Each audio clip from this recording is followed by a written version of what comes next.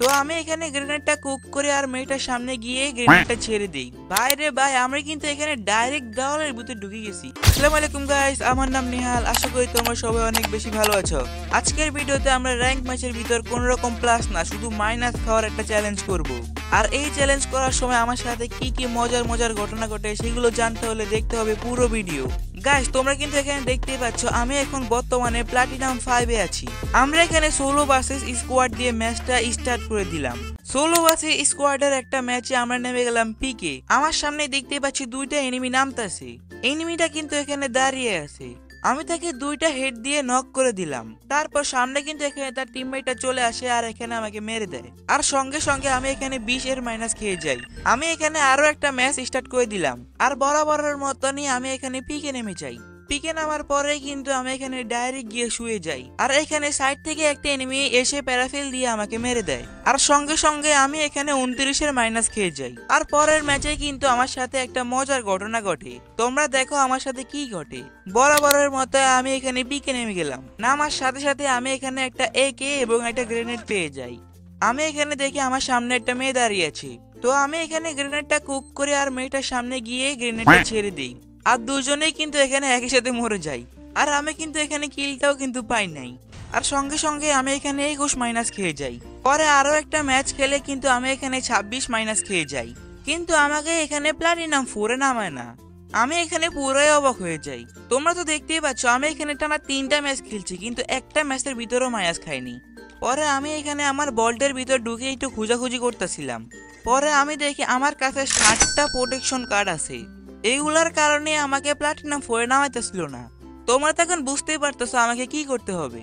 বাইরে বাই টানা 6টা ম্যাচ খেলার পরে আমার কাছে কিন্তু এখানে আর একটা মাত্র প্রোটেকশন কার্ড আছে। তো আর কি, আমি এখানে আরো একটা ম্যাচ স্টার্ট দিয়ে দিই।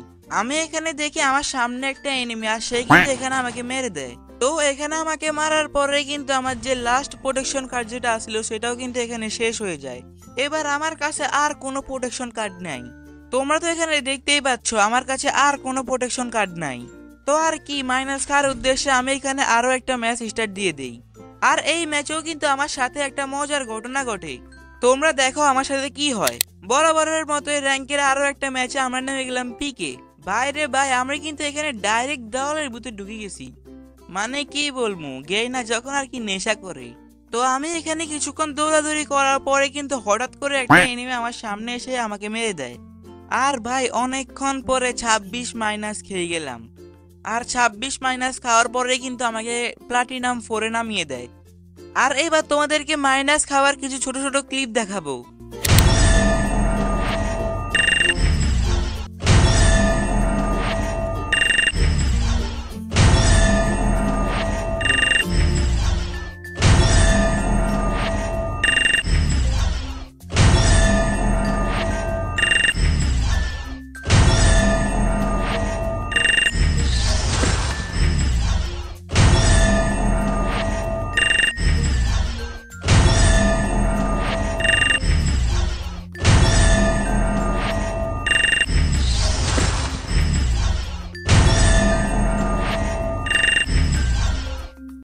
আর এবার তোমাদেরকে আমার হিস্ট্রিটা দেখাই।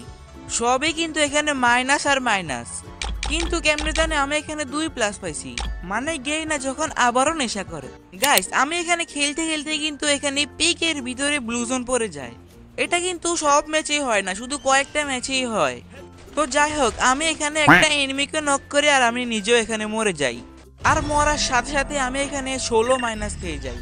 অবশেষে ভাই আমি খেলতে খেলতে গোল্ডের ভিতরে নেমে যাই। আর এখানেই কিন্তু আমাদের চ্যালেঞ্জটা কমপ্লিট হয়ে যায়। তোমরা তো এখন দেখতেই পাচ্ছ আমি এখানে গোল্ডের ভিতর আছি।